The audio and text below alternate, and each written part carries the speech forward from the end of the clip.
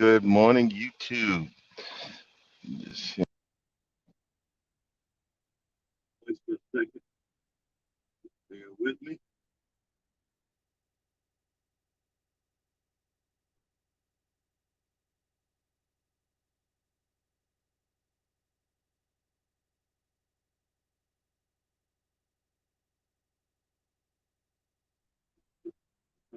Okay. Come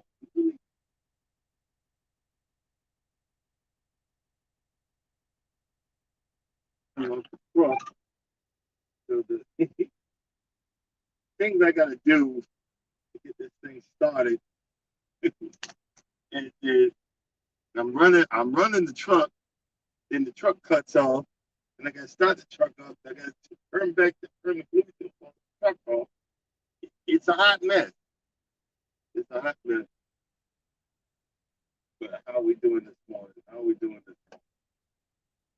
morning? With I can't do this while I'm driving, so to do it right now so you can see play with some I figured something out yesterday. This is what we're gonna talk about.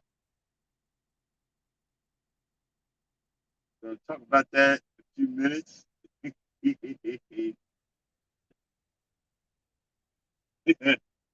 It's just a new thing. But I wanna figure out how uh, how you can say, give instructions for the comment, show respect, yada yada yada. Someone figure out 10 method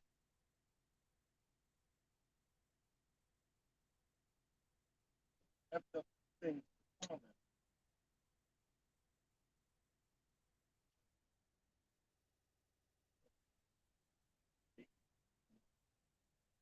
I know Charles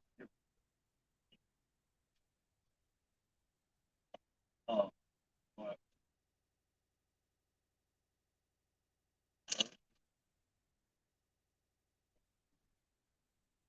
route that you know in context has chosen the whole by your knowing that the same people, if we see face to face,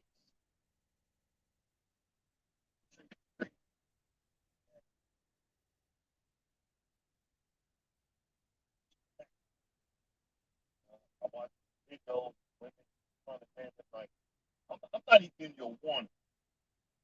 I'm trying, not even your one. I'm gonna get jacked up.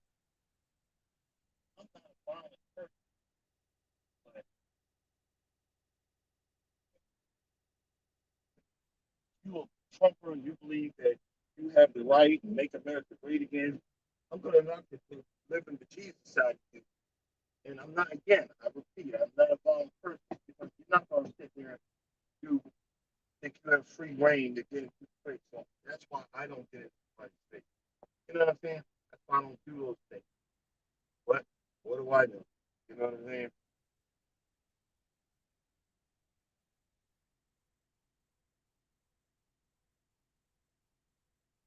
Can't hear me? Hold on.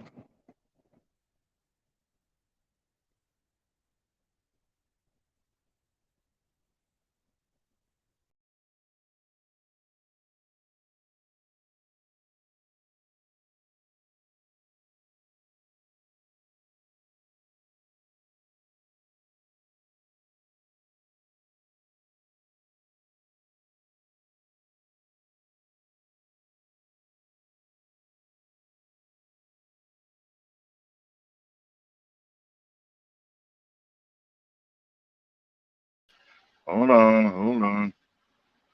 Um,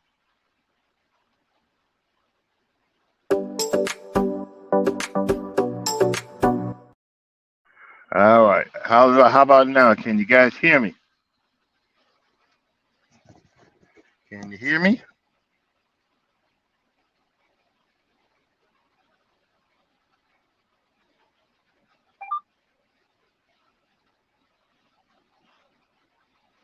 Okay.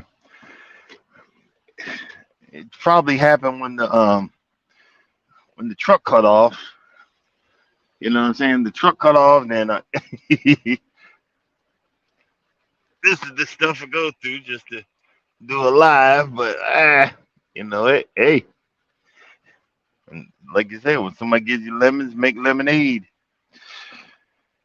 with stevia. But I think that's stuff.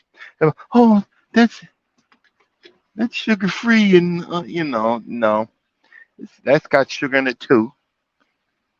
And all that crap. But oh well. Well, like I said, I started early for a reason. Okay, it's time to get the heck out of here before. Okay, let's see here. Hold on. I'm running a little bit behind. Pre-trip, tractor, miles, 13000. Bam, bam, and let's see what our tractor number is. Let's see here. 8970 trailer number 89702. 89702. Continue. Mark. Done. Done. Done. Alright, and let's get the GPS started and then we can get the heck out of here. Alrighty.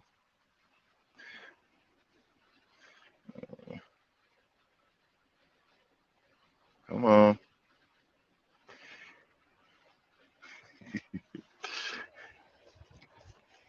I should have been gone about an hour ago, but I don't know what's the matter with me. I woke up, wait a minute, I'm gonna be late. I'm sitting there rushing.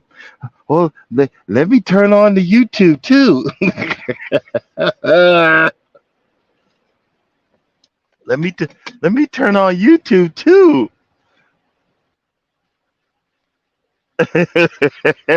I just make the drama even worse. It's early in the morning.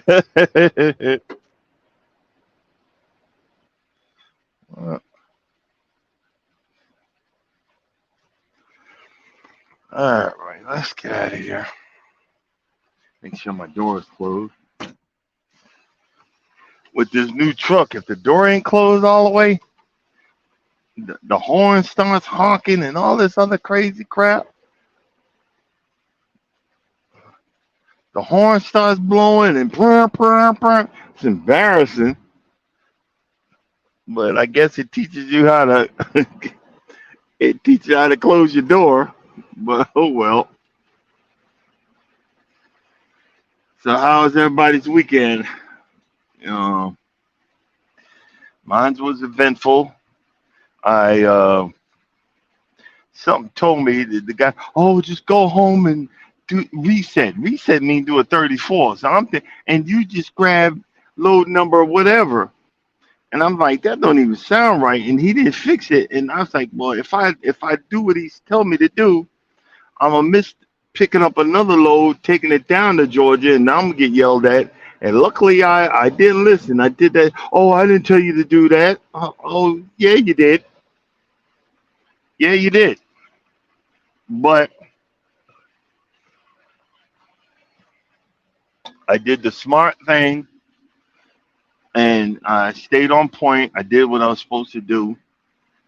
And that was the magic, you know. Because I was like, wait a minute, let me. I got to pass by this place anyway.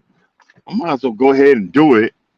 And I'm thinking money. I said, I might as well go ahead and do it. And luckily, because I did that, I won. I didn't get yelled at because you can't. I wish I could have recorded what he said, but that don't work. You don't want to make waves. But you know that part of it is pretty cool. But I'm happy I did what I did.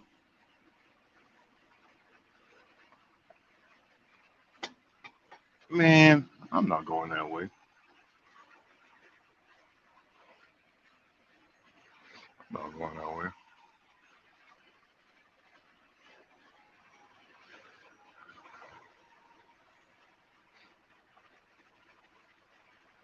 I'm heading south.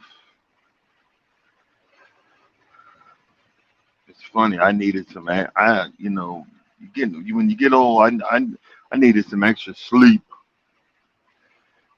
to clear my brain fog.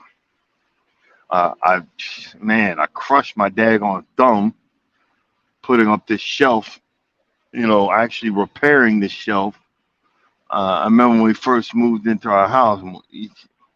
My wife's she's a food equipment hoarder, and she actually, you know what? I'm actually gonna go this way. She's a food equipment owner. We got all kind of stuff, and she shoved it in this closet.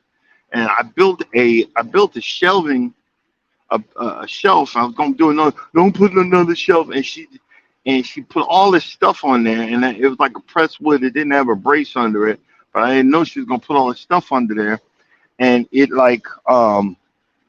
was buckling under the weight.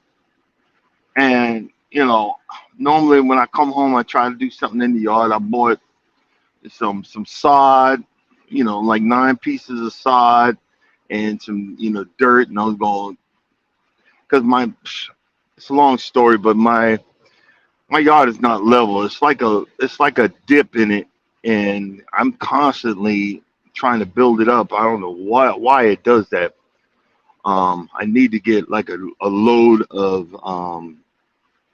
a load of fill dirt and just level it out for good. But I'm tired, and but I need to go ahead and do that.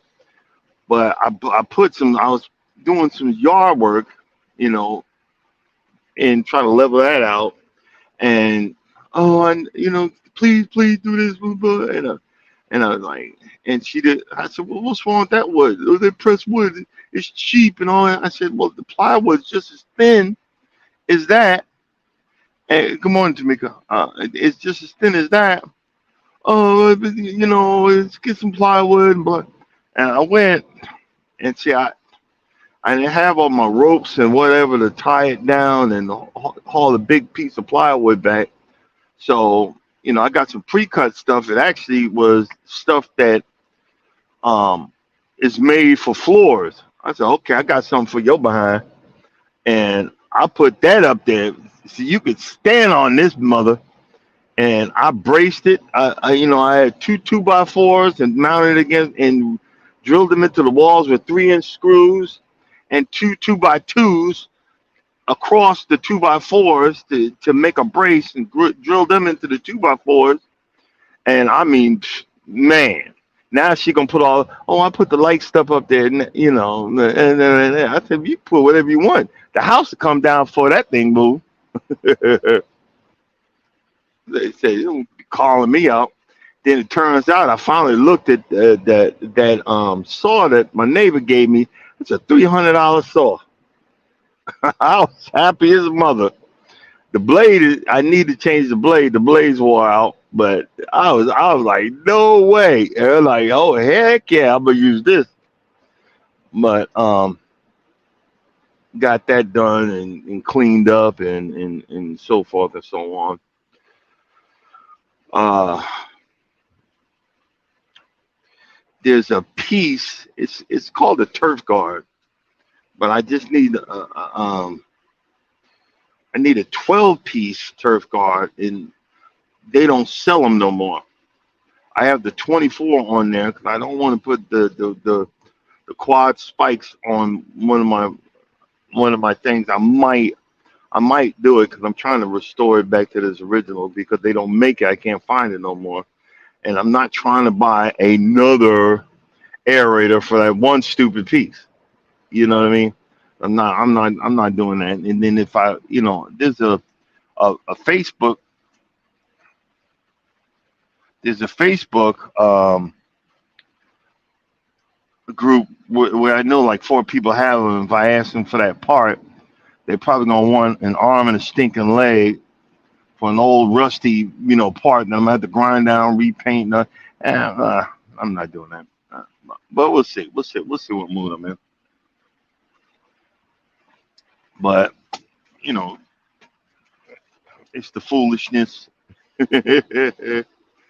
It's the foolishness that I do to try to figure stuff out and so forth and so on. It's so funny. I was on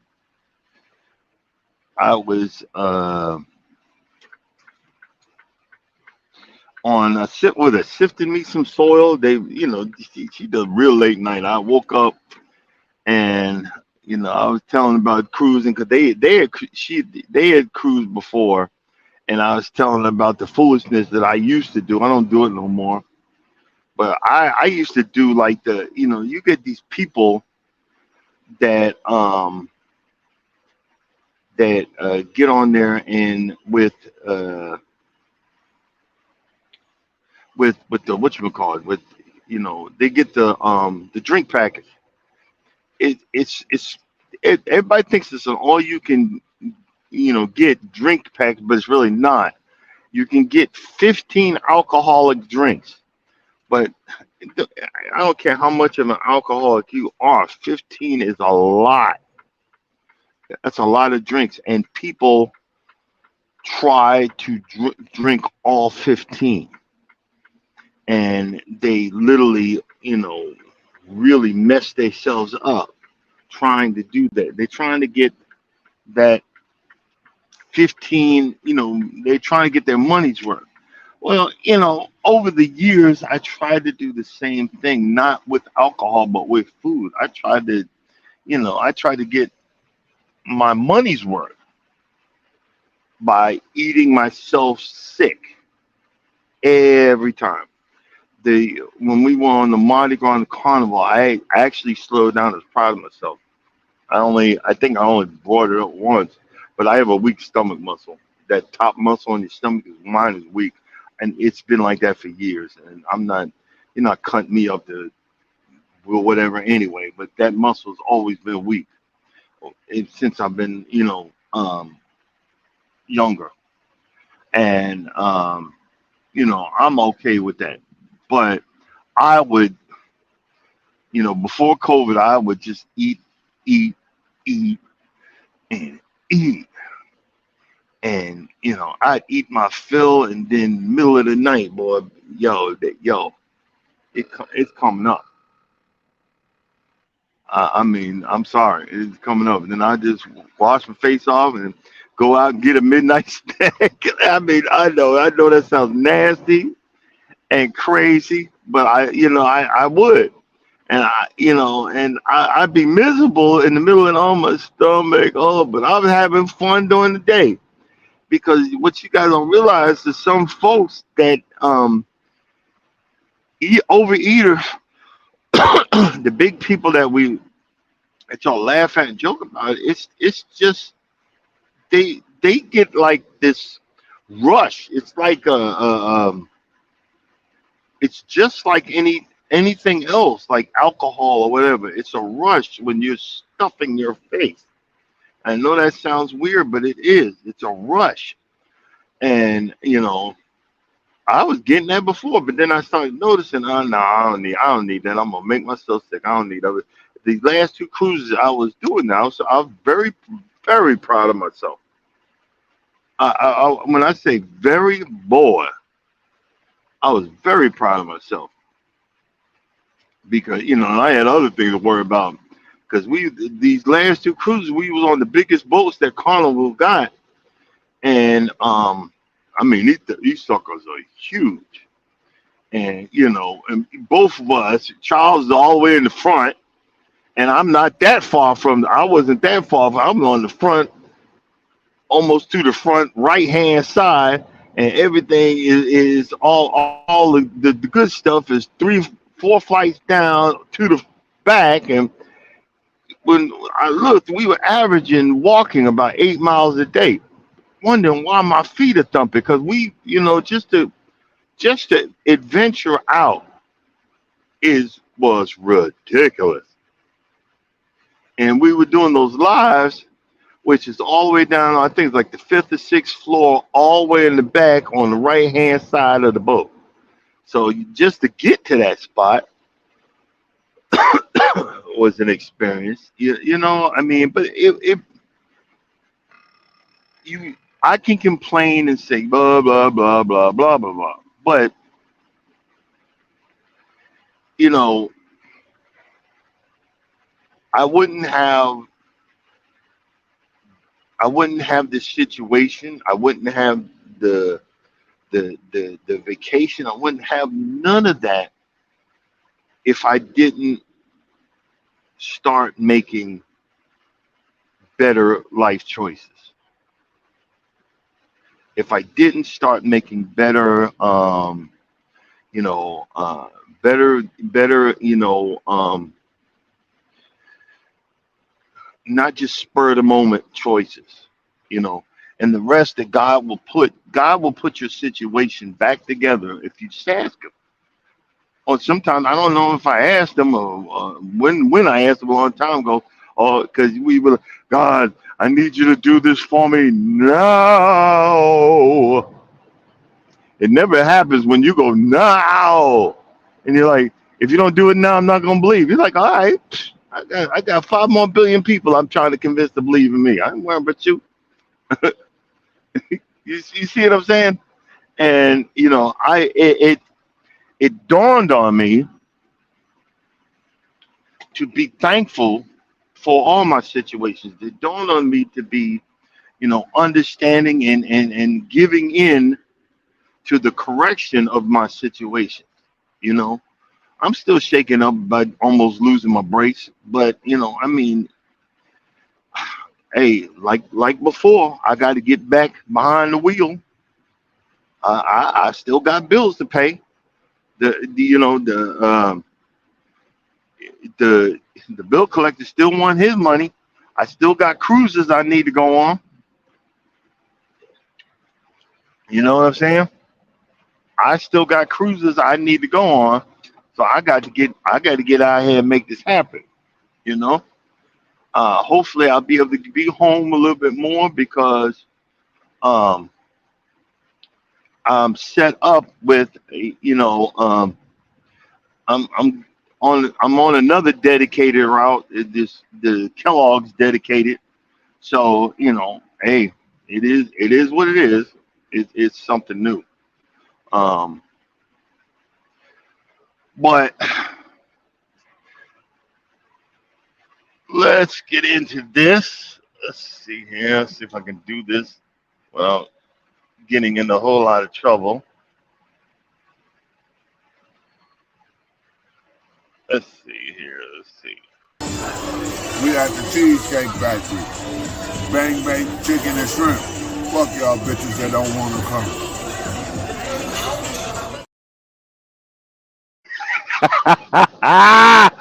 I'm probably gonna get hit with a copyright strike. I thought I hit the wrong. I thought I hit the other one. But we were talking about we were talking about we were talking about this, and that's why I came up with this idea about tipping, because all these things that are going on in in the life in the world today, we discussed a couple of days ago about the life the restaurant life down in Atlanta. They have this 20%, 20% or 18% tip automatically tacked on to your it's automatically tapped onto your bill, and but you're supposed to pay this.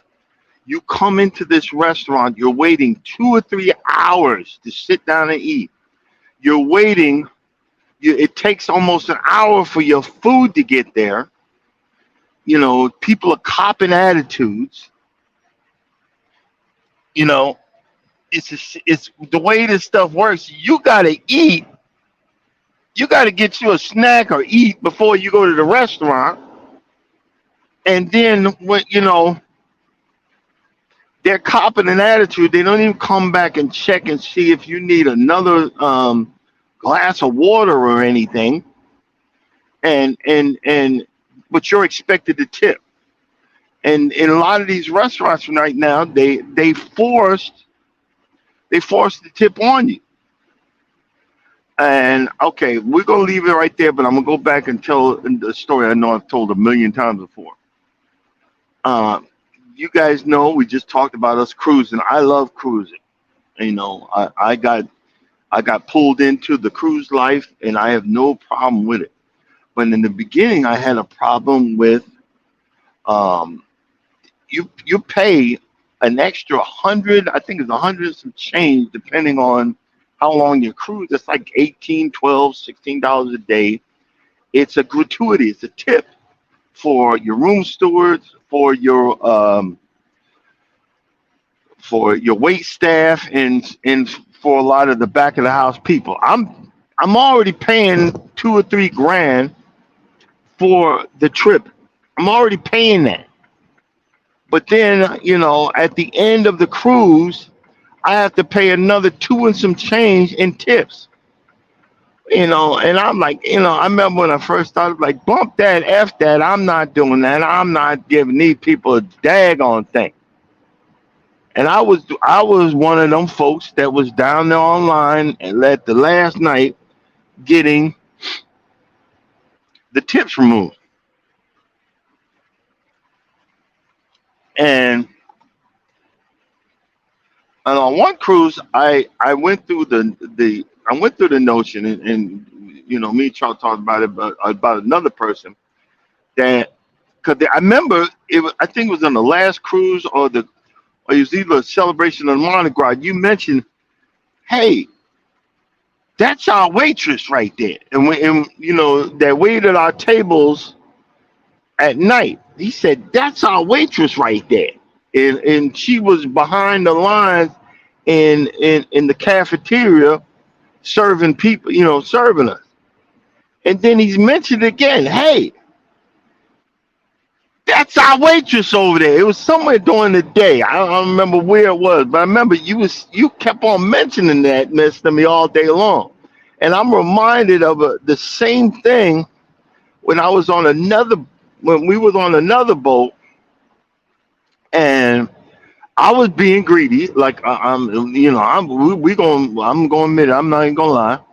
I was out in the middle of the night getting pizza and desserts, and I had like 3 or 4 plates, taking it back to the room. And the young lady got in the elevator, the carnival uniform. And I looked again, and I asked, I said, "You still working?" And I was our waitress. And she had the fake smile and said, "Yep, yes, yes, yes, sir, yes, sir." I said, "Oh my God!" And I noticed her again that early morning and in the afternoon. They worked the shit They work the Snicker bottles of these people, these Filipinos, these Asian folks on these boats. They worked out bejesus out of them. So when I realized what happened and what was going on, I said, you know what? Because I noticed when, because we hang with Charles, and Charles gives, he gives a certain amount of money. And I was, you know what? I said, I need to start doing that too. And I started giving, extra. I paid, you pay the gratuity fees, and then I give extra. Like, the dining room, we didn't have it on these last two cruises because I was kind of struggling, but I'll be honest with y'all. But this next one coming up, I'm going to give extra. I'm going to give extra to my room attendant, and then we're going to give extra to the other people, because these people are taking care of themselves. They're taking care of their families back home in the Philippines and all these Asian countries. They're taking care of their people. And, these big mega corporations, are using us and using them in the same process, the same manner, the same way. And it's not right. But I don't, I want them to know, hey, yes, I'm on vacation, but I'm not here to use and abuse you. Just, take care of me of the simple stuff, and I'm going to hook you up. Um, we were talking about that, and I'm going to do the same thing. I'm going to give my room steward, maybe $75 or whatever at the beginning. Because when you go to your room, the room steward, they introduce themselves, hi, they learn your name, and and when you get that money up front, oh, I've already got my tip for the week. This guy ain't gonna go downstairs and ask for his money back. This guy's gonna treat me. Come on, bring it. This guy's gonna treat me. He believes that what I'm doing, because I'm working hard, working 12, 16-hour days. This is not the United States labor laws that's on these cruise ships. It's not. And they work the bejesus out of these folks. And they still the nicest people you ever met. Because I remember a little side story. We, we were doing lives all on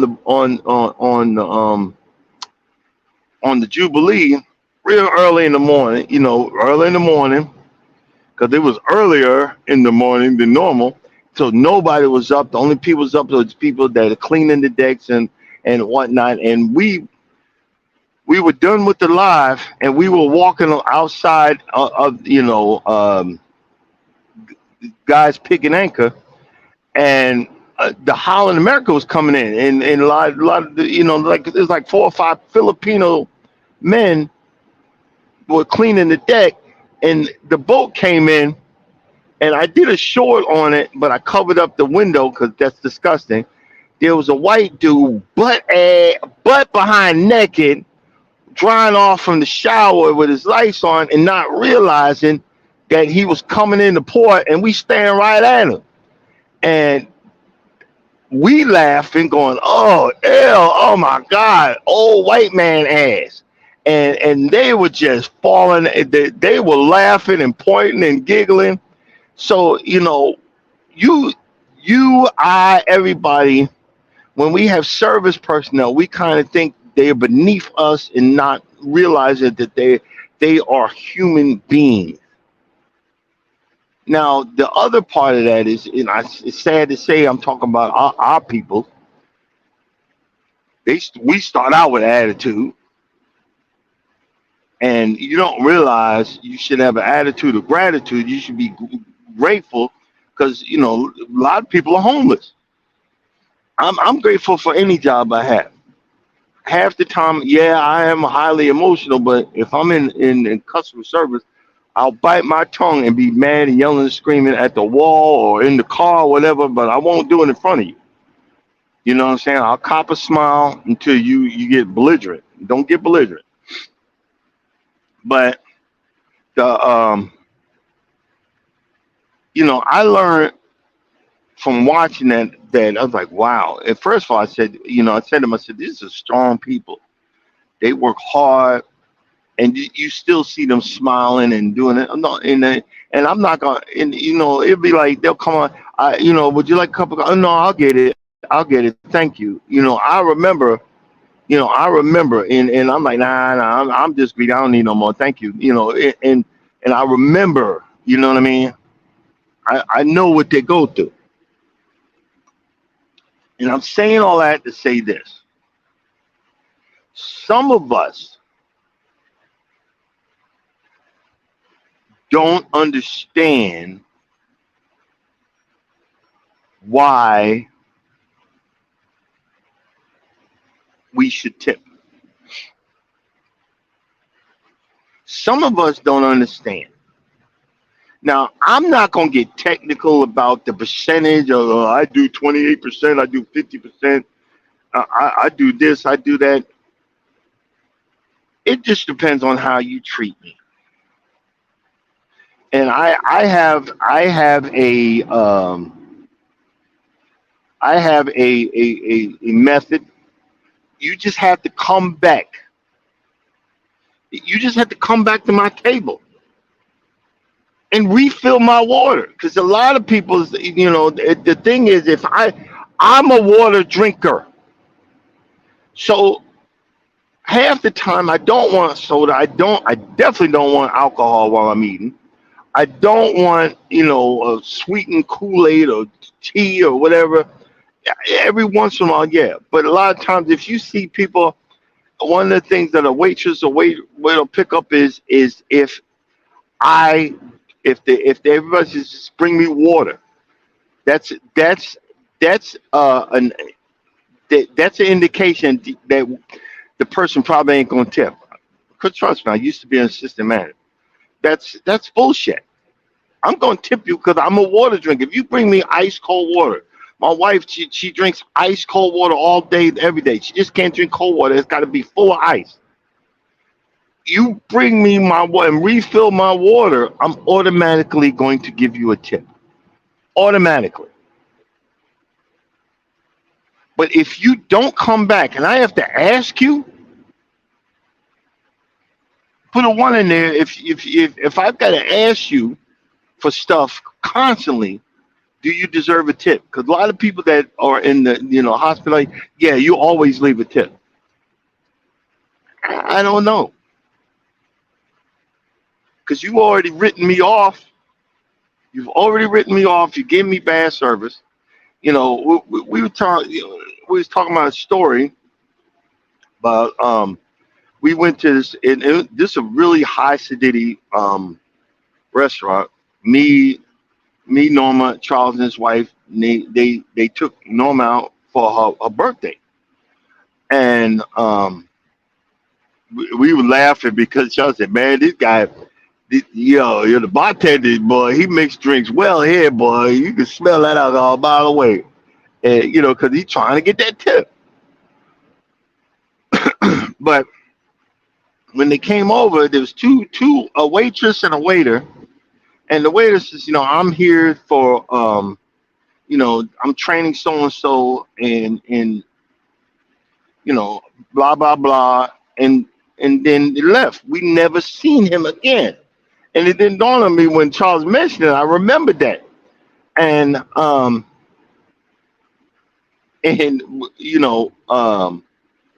when it was. She kept on coming back and checking on us and checking on us and checking on us like you're supposed to.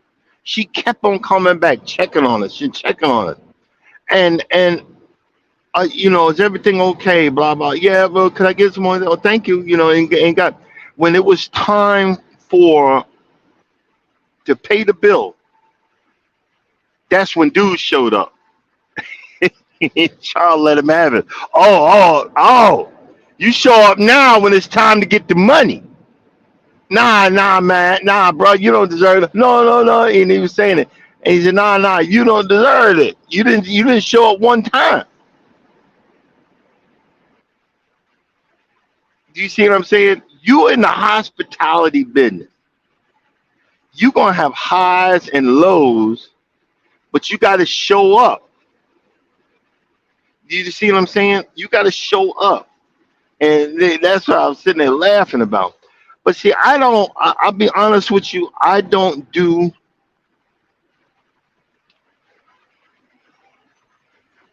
percentages. It's just how I'm feeling right now. Better yet, let's talk about this. Some people say if you don't have enough money to leave a tip, then don't come out. Really? Are you projecting your pain and your suffering or whatever? First of all, let's get this straight. Nobody told you to take that job. I'm sorry. Let's be honest here. Because when you take a waiter or waitress job, you got to work for this. With your attitude, with what you see and how you treat me, you know. And sometimes I come out, when I first started out, and I didn't have the money. I'm blessed now that I do have the money. And the missus will ask, well, how much you would like? I'm like, whatever you think, honey. You know what I'm saying? I do have the money now, and but you're saying if you don't have the money, then don't come out. A lot of people don't have the money. A lot of people don't know you're supposed to tip. I know that sounds stupid in 2023 going on 2024. A lot of people don't know that. What if you came from a big family that never went out, to eat? My father wasn't going to take 8 of us out to eat. His cheap behind, he wasn't paying for that. I didn't know that people in the hospitality industry work for tips, that work below, not minimum wage, below minimum wage. I need to Google that to see what the average waiter or waitress job pays nowadays. I don't know. But one of the suggestions for these downtown restaurants, they need to pay people a regular wage. If you're going to serve people, pay them 18, $20 an hour. And you say, well, why are they? I bet you'll get I bet you'll get real good service. You won't get no rolling eyeballs because you get that plus a tip if someone decided to give you the tip. Virgin Voyages, I think it's somewhere in there that the gratuities are included in the bill. It's not written as gratuity, but it's part of the price of the room. And it's one less thing that people need to pay or have to pay. Because we're getting beat up. We're getting beat over the head because of the prices of fuel and diesel, and because the price of fuel, it costs me more to get this truck down the road. It's gonna cost you more to get the food out of the back of this daggone thing. It's gonna cost you more. I'm delivering Kellogg's products to a Publix distribution center, but since it costs me $4 a gallon. And my company throws that on Publix. Oh no, on Kellogg's. And Kellogg's throw that on Publix. Then Publix throws that on the food cost, and we're getting beat up. So it's going to be harder when you want to go out and see if you're saying, well, if you don't got the money, don't go out. Then it's like a domino effect. Then you have less people coming into your restaurant. You can't sell the food. You can't get the tips. You can't get the tips because no one's eating the food because no one's coming out. So you don't know if that guy is struggling or that woman is struggling or they're struggling and they have a few dollars left. But you said, look, I'm gonna hold this for the gasoline. But you get a good service, and you know what? I got this $5. I was gonna have this for lunch whatever next week. I'm gonna give this to the lady. You don't know what your attitude will do when you give good service. You don't know that they might say, you know what, we don't have it right now, but I want to come back here. And when we come back, I'll make sure I tip next time. Because if you give bad service, they're not coming back. They're not gonna recommend it because most of this stuff is by word of mouth. Most of these places are by word of mouth. Like I said, we went to this Korean barbecue slash hot pot. I've always wanted to do a hot pot because I'm always watching it, and I had a ball. Norma had a ball. She wanted to do the barbecue. I wanted to do the hot pot. It was the everything together, including the tip, was like $80, and we were stuffed. We had a good time. I went out with my wife. I was very happy. I had a good time. We laughing and joking, and and I figured out, this is gonna be a nice spot. You didn't. We waited what? 10 minutes. 10 minutes, and they had a bar with different sauces. And left the decent sized tip, and we were good. But see, I didn't know, and I didn't learn till my mid 20s that you're supposed to tip. But I remember when I first started trucking, and I go to some of these places, and they just walk by me, walk by me, walk by me, walk by me, and then I would sit there and take $10 and slap it on the table, and then they'd see that $10 on the table and stop. Yeah, that's your tip. I just need some service.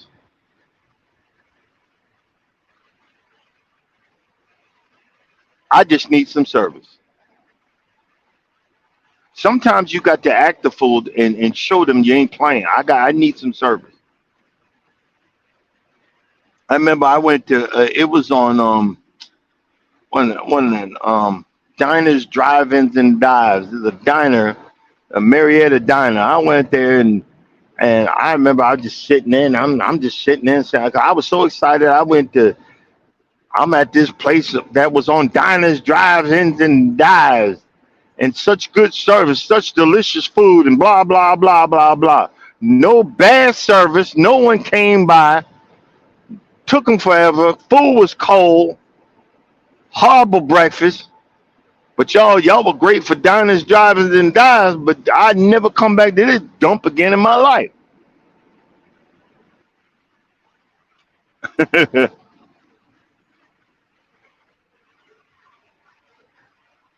And you wonder why stuff closed down. And you wonder why. Keith Lee, when he comes into town and you give him good service, and if he sit down, he gave this one lady at this restaurant, I think no, it was a dude. He gave him $1,000 tip. Well, the restaurant manager and the owner asked, could he divide that between everybody? See, that's when you're getting greedy. That one person got blessed. Now you want to give it to everybody. Everybody don't deserve that. Now you give me that $1,000. I'm gonna give the cook that made that food for them people $100. Everybody else don't deserve shit. Let me pass out the money. I'm gonna give the guy who bust the table to get them in there. I'm gonna give him 50. Let me give it out. But then, he found out he pulled that person. No, he pulled him outside. Here's another $1,000 for you. Don't give that to them people. See, people get so greedy. You don't know what was blessing. There was a story about people, a waitress, and she got fired, which is some bull crap. But she got fired. I think they give her $1,000 or $2,000 tip, but it was all high-powered businessmen, and they took the tip from her, which is against the freaking law. They took the tip from her. And that guy went back there and said, "You gonna give me my, you took it from her, but you gonna give me my money back." And then he gave it to her, and then she got fired. This world, guys, is so greedy. You don't know what that person's working for. I was looking for it. I must have blew by it, but I got to come back this way. There's a truck stop down here. It's a mom and pop, man. Parking lot beat the piss, but boy, that food was looking good. The salad. Every time something come out the window, because there was a black woman in the back, quiet black woman, and a brother in the back cooking. She was putting out mounds of stuff were coming out, and the fatness and the greediness grew on me. I was like, "What's that?" "Oh, that's the meatloaf special."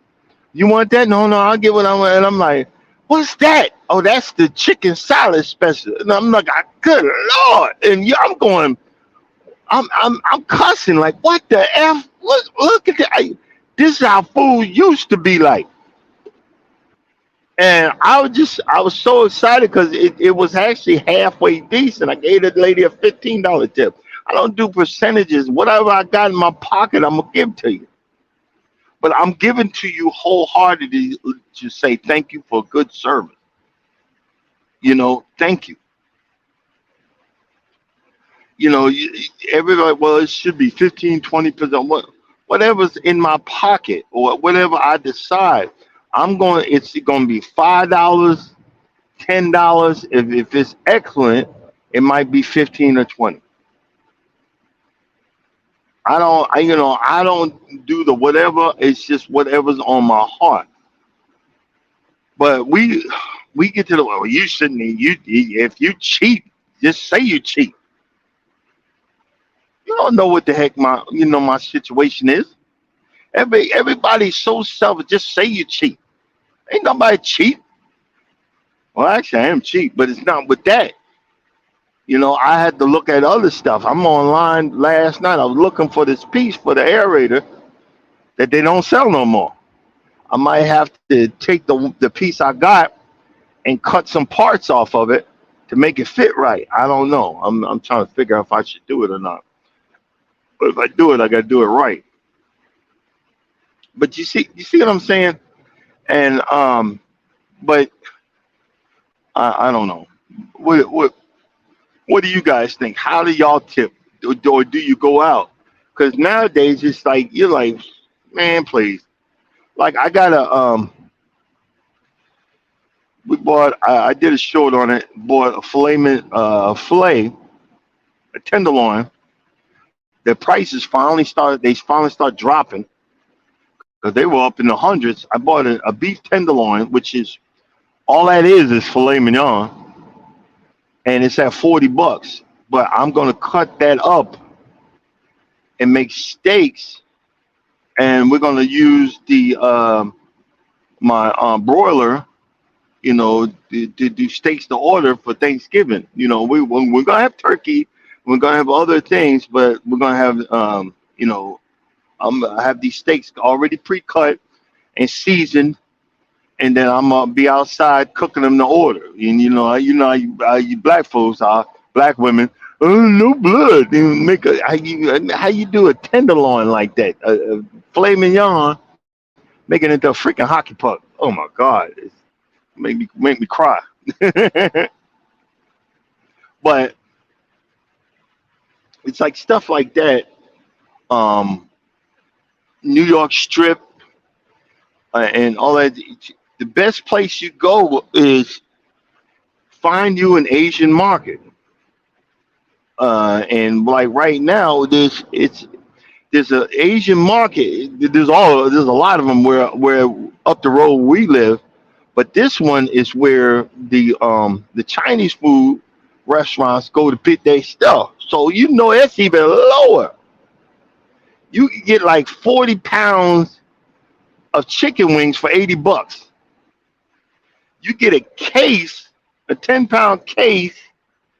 I think it's 10 pounds of oxtails for $80. It's frozen, already pre-cut. It's like stuff like that. It's just stuff like that. And when you learn to go where to find them, you just gotta learn how to cut them.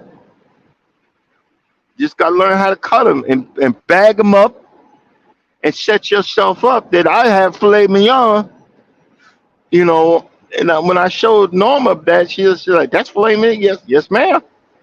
And before COVID, I could get a tenderloin for like $30, 25, $30.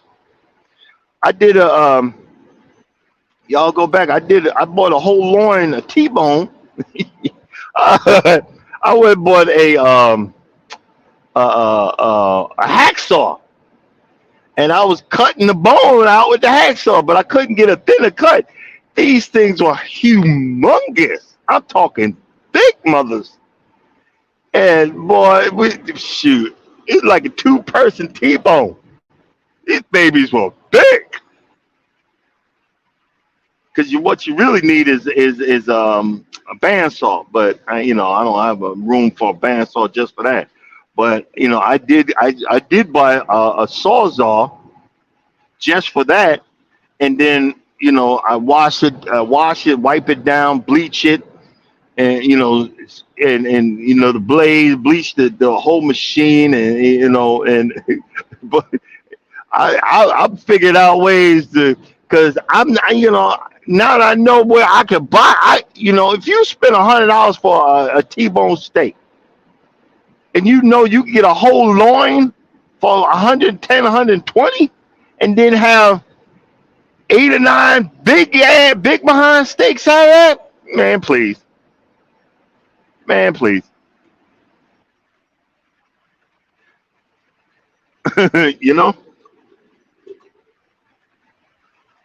I'm just saying. But I'm starting real soon. I'm gonna start getting. I used to cook a lot. I done got lazy, and I need to get back into my cooking and back into my prepping and preparing and stuff like that, because that's very enjoyable to me. And I want to start working on working on that. I got a little side channel. I think that's what I'm gonna be doing. I'm gonna do it on. I got a side channel. It's over the road. Over the road. I thought over the road trucker, over the road farmer, or something like. I got 4 subscribers. Oh, by the way, my olive tree is loving its new home. I water it every few days, and it's getting bigger and bigger. I'm just gonna keep it there. We're just gonna keep it there, and I'm gonna see what transpires if this thing is claimed back to life. I mean, literally, the tree was bad. The tree died because I left it out, and it had cold snap, and I was, the following summer I went. This summer I went. I said, I had some dead bushes on. I see Urban. Hey, morning, Urban. I had some dead bushes. I said, man, let me throw this stuff out. And I noticed a little green little branch on there with some leaves. I was like, wait a minute, this sucker coming back to life. And yep. So I'm very proud of that. That part I'm very happy about. That it's that robust that it wants to live. So I said, if I leave it at home, the brown thumb gonna take it out. It's going out with impunity. So I said, man, let me get this sucker. Let me put this boy in the driver's seat, and this would be my driving buddy. I might give me another plant. Well, I'll just figure out what.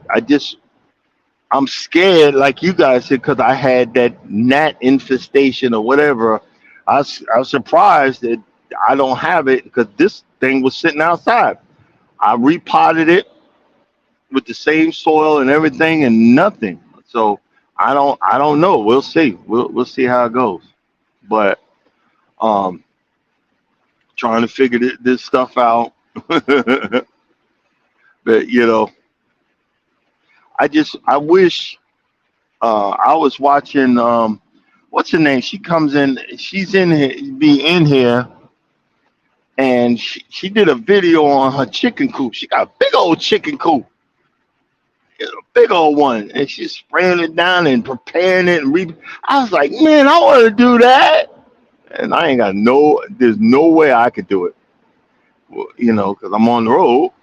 Even if I was home, there's no. It'd have to be in the garage, and somebody they definitely would find out. Them chicks would be running across the yard or whatever, and now the association to be on me. There's no way, but that seems so cool. I don't know if I could. It would just be taking care of them. I think that would be the fun part. I understand, yeah, they get the food, get the eggs or whatever, but I think the fact of taking care of them would would be exciting to me. You know what I mean? And one of the things, Urban, that you was talking about on your live, maybe you should get a cat. I know you don't want to get the cat near the chickens, but have one of them barnyard cats that patrols around the the perimeter of the chicken coop. You know that they have dogs. They have actually dogs. Those little, I don't know what animal they have dogs that hunt mice and rats. And these big farms, I didn't know years ago I got attacked by two Great Pyrenees. I didn't realize that those are the Great Pyrenees are the dogs that protect the. I got mauled by two Great Pyrenees. You know, those are the dogs that protect, barnyard animals. And if you ever wonder why farms have donkeys, donkeys protect the the goats, the cows, and the farmyard animals. Donkeys are very territorial. Donkeys will kick the bejesus out of a coyote or whatever. Isn't that crazy? I didn't realize that. You know, and and the farmers will get barnyard. They'll get cats and train them to patrol the barns and stuff like that. I mean, I understand you're not that big, but that's another way that you don't put in what you call it, chemicals down and stuff like that. Sometimes I want to jump on the live, but sometimes I say, you know what, I need to stay in my lane and just sit back and listen. But I was just reminded of that. And there's something else I was reminded of. And people, okay, and you was talking about, I don't know what day he was talking about it, but it was about prepping for emergencies. I'm always looking on these like Weeks Farm Machinery is a farm auction down here. They sell these big behind tractors and all that in the lawn turf stuff, yeah, but they also sell parts, farm equipment, farm parts, and they sell totes. Depending on what that tote was used for, you could actually have backup totes that you could fill with water. I forgot, Charles will know, I don't know how much gallons those water totes are made from, but they're like I think 100 or 200 gallon totes, and you park one of them right next to one of your drain spouts, and there's a way that you could build it that the runoff from the drain runs off, and the dirt or whatever goes one way, and the other water goes another way into the tote. It's a real good situation. I was thinking about that, and another thing, because you had asked, does anybody have any setups? I can't. I don't have the room or the situation where I could do something like that, but I have at least 30 days worth of dehydrated stuff that is it comes in number 10 cans, and I got 60 days worth. And depending as a truck driver, I'm used to eating one meal a day. So I could come down to one meal a day if I'm just talking me. My wife is bougie. She go, I'm hungry, I'm hungry, I'm hungry. But when desperate times would come or desperate situations, you got to learn. And here's the thing: what I'm gonna be looking for is, I don't know. You got to go to one of those. Yeah, I know we're talking about something wholly different now, but but it came to mind. Those survival websites. They have water filters that are so powerful that you could filter out muddy water. Because what we don't realize back in, you know, medieval days, they didn't drink crystal clear water like you see us. They drank that brown stuff. That's why you had cholera, and it wasn't. Oh, here's the place I was looking for. It's further north. No wonder. This is where I live. This is where that restaurant I'm talking about. I'm just now passing it on the left hand side. Bill's. Okay, I gotta look for what exit this is and write that down. Write that down because I'm coming past here. I'm coming back this way. Exit 87. So it's gonna be 86. Okay. They didn't have when you got it out of the well or whatever. You didn't have crystal clear water. Who told you that bullshit? That's why they had like wine or whatever, and like it's stuff called mead, and it's all mixed up and whatever. This is the crap, and that's why you had like cholera and stuff like that. People were pissing going to the bathroom or washing in the river, and down rivers people are drinking the water. But they have filters in these whatchamacallit. You go to one of these like survival websites, a water filter, a real strong one that would filter out that stuff, and then talk with an ex-military guy, or you could go find military surplus where they have. Charles is Charles, put it in there what type of they would give you pills that you put in the water to clean the water out for you to drink. Worst case scenario. You know what I mean?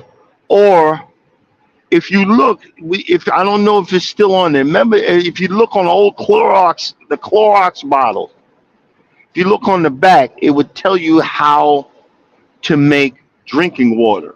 I think you would put like a tablespoon of Clorox bleach in the water to kill the whatever was in there. Because you just can't go to a river and drink. You'd be drinking flesh-eating bacteria or whatever. And the thing is, in one of the hey, oh my God, big dogs in the house. African Dream is in here. Ah, man, I bow to you. I can't show you I'm bowing, but hey, in African Dream it said something. I think it was African Dream because I was unloading the truck, and what they had said was one person said, you'll never have enough water. That's why worst case scenario, you need to look for a water source. Even in the high acidity times, you always find streams and waterways and stuff like that. My neighbor, the guy right behind me, told me that he had a geologist or something, because it's something under his house, and they found out that there is a river running under his house. And so during dry season, it makes his house go down, and then it would raise up during the wet season. And, it was never, knowledge that he bought it. So he had to deal with that. But I know this because he told me if worst case scenario, I'd go past behind my house to the right, deep down in there's a like a area over there that's got sinkholes, but I'd have like a rope or whatever. He said there's running water down there. So worst case scenario, I would go looking for water. Worst case scenario, have your bug out bag and know if you got to move around. And I've always, before I even got into YouTube and all you guys that are talking about it, I had always been interested in stuff like that. Always. And and here's a good one. And I was just thinking about it. You can't, Urban, you can't do it because you're in the dry climate during the winter. But if you ever noticed, because I had a roof leak in my garage, and it's a real small one. I can't find it. I've been looking for it for forever. Can't find it. I even ran water on the roof and didn't find it. But every once in a while, I turn my dehumidifier on, and it pulls water out of the air. It pulls water out of the walls. It pulls water out of everywhere. And if worst case scenario, you can't got nothing to drink, turn that dehumidifier on, get you like a regular one, and in about 30 or 40 minutes, you're going to have water. And it should be drinkable water because it got pulled out of the way. Just make sure you clean the container. I'm just saying this is just something to think about. It's something to think about, worst case scenario, because see, we get so bougie. I have to wash. I have to do this. I got to watch. Man, please. If all heck broke loose, you better have your priorities. You better have your priorities. Better have your priorities. Worst case scenario, when stuff goes sideways. It's so funny. In the middle of the pandemic, stuff was going sideways. People tripping about, people was fighting over toilet paper. I found 4 cases. I'm sitting here laughing. I found 4 cases. I still have 2 cases in my garage on the shelf. 4 cases of toilet paper. Not the good Charmin and the quadruple whatever. I'm talking the gas station toilet paper, the 1-ply. You know what I mean? The 1-ply toilet paper. But it was 4 cases. I remember I gave my good friend sister a case, and people that needed it. But I started saying, okay, well, I'm gonna hold up. I'm gonna keep my eye on the trigger on stuff, because being a truck driver, most guys don't realize. Now I'm off the chemical route. I'm back on food. So when food gets hit, dry food especially, I was sitting there. I remember one day I was watching this guy. He was going from the back of a container truck to the dumpster. And I said, okay, he throwing something out. And I walked back and, hey, bro, what's going on? Hey, I got all these bags of rice I got to get rid of. Had Chinese writing on it. I said, shoot, I'll take some. He said, you really? And I said, yeah, man, please. I got about 200 pounds of rice. I put them individually in bags, and I have them in a tote in my dining room. I got 200 pounds of rice. These are the things you don't realize. Hey, if something go down, I know I'm supposed to be on a low carb diet, but something go down, I got to eat something.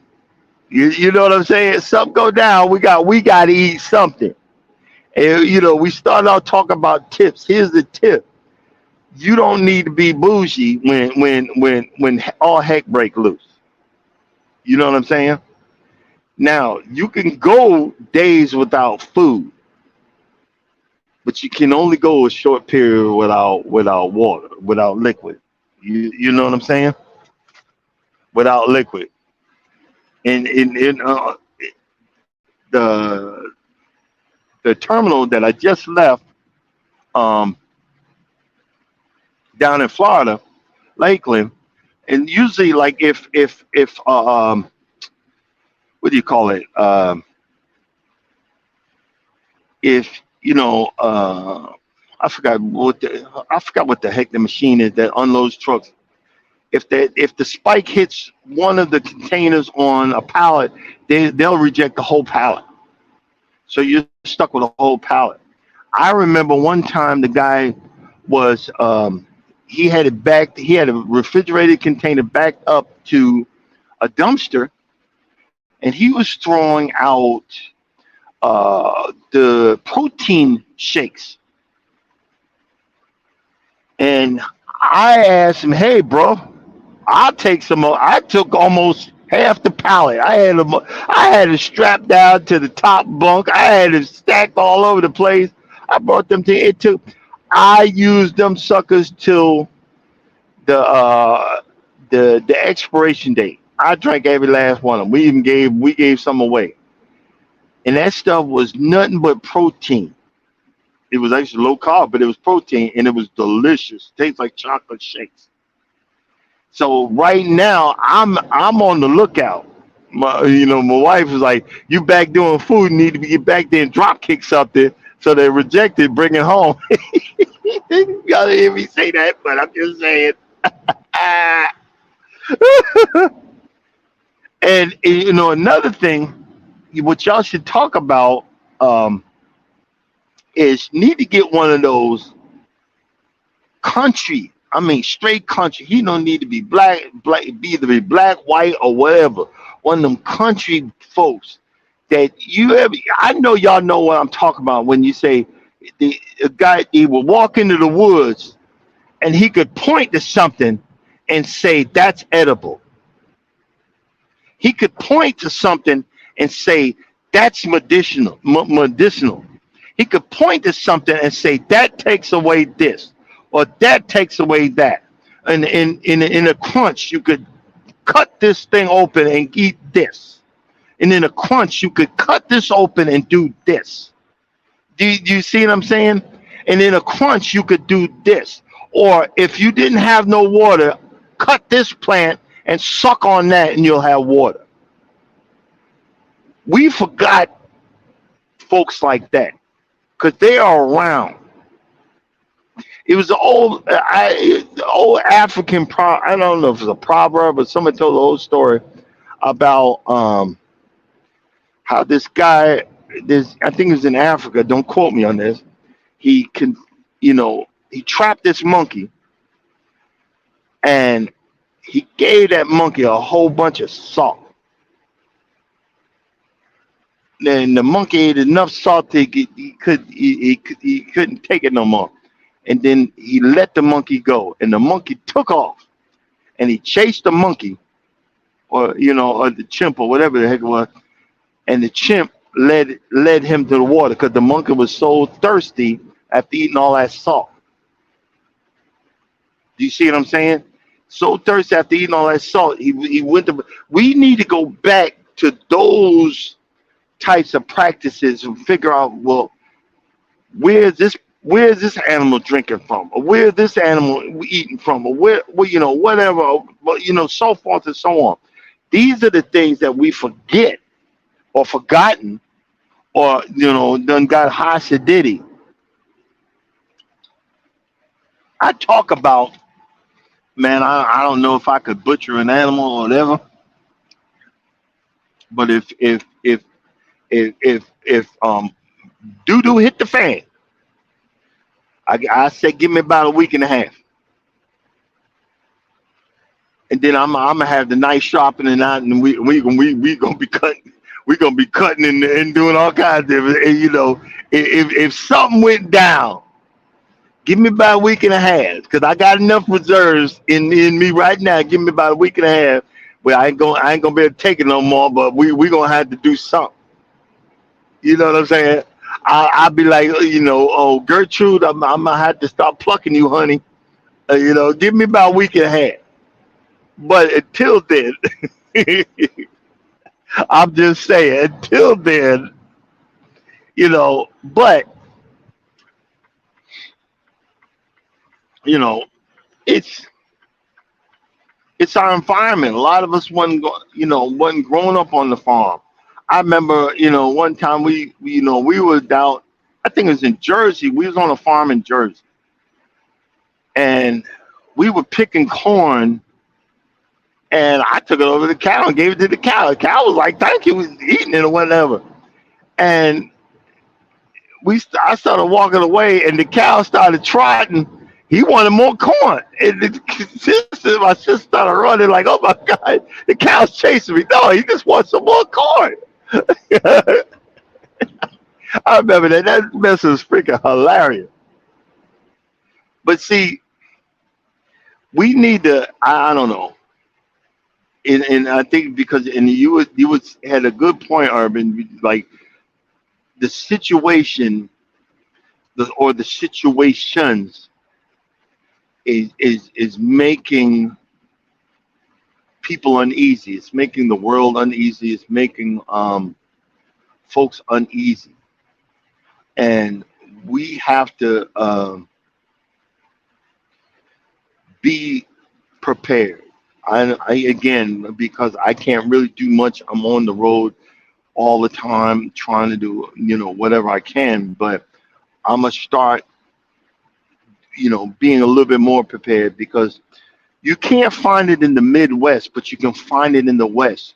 The supermarkets, the Walmarts, and stuff like that, they sell stuff, dried goods, dried this, dried that, in number 10 cans, in big old hefty bags. Like, if you ever go through Utah, they stop in the supermarkets in Utah because they got blizzards or whatever. They have all kinds of. There's a supermarket over there that I walk to. All all kinds of survival stuff, all kinds of survival materials and stuff like that. And I've always been a fan of that. I got my hobby, but I'm gonna start moving a little bit of that, and moving, making some space on my shelf to have a little bit of backup just in case if something goes down. You know what I'm saying? Just in case. Another thing is, maybe learning how to make biodiesel, because it's a certain way of old chicken grease, chicken oils, and stuff like that, and certain other, they you go steal it out of the big containers that are in behind. They have these big oil containers behind all of these. If stuff go down, you need oil containers behind these restaurants. There's a way to make that grease into biodiesel. I've always wanted to learn how to do that. You could use that. You could use that biodiesel to operate your diesel heater. I don't know. Just find out if that's possible. They would operate your diesel heater to keep your house warm or whatever, or stuff like that, instead of having to buy propane and all this other stuff. You know what I mean? Or have an old school fireplace, not these fireplaces that we have nowadays. The fireplace that we have nowadays is an insert, and on all sides of that is open space with wood that's holding it in there. Old school fireplaces is solid brick all the way around. The only thing that I figured out is you can buy these cast iron metal plates that you can put inside that insert that would reflect the heat to come back in the house. Because all my fireplace does is for show. It done. I'm thinking about buying those cast iron. They're like decorative metal pieces, like an eagle on it or whatever. But it's cast iron, and that reflection would do the same thing as concrete. You know what I mean? Not concrete, but the bricks or whatever. You know what I mean? Something like that. But okay, guys. I'm sitting there. I'm just flapping off of the gums. I'm all over the place, but I'm gonna stay to the point. We done got to the hour and ready hour. I need to go back and read what you see because I see laughing faces. I know y'all calling me everything but a child of God in there, but I love y'all anyway. But it's just something to think about. Just something, and I appreciate you coming in, and being part of the live. And oh, that's what it was. Fifi's Urban. I was talking about you earlier. I love that video you did on the chicken coop. That was cool. I wanted to go buy one now. I'm like, oh, a chicken coop. That look cool. I want to sprinkle stuff on the floor. I got a power washer. Oh Jesus. So that should tell you that you have interested folks that are actually checking out your videos. You guys stay blessed and know that you're well appreciated. Thanks for coming by. Thanks for being part of the live. Know that for those that are coming in on the remix, thank you, thank you, thank you. We did have a little hiccups earlier, so just please forgive the hiccups with the no volume or whatever. But that's what my monitors are for. They tell me what the heck's going on.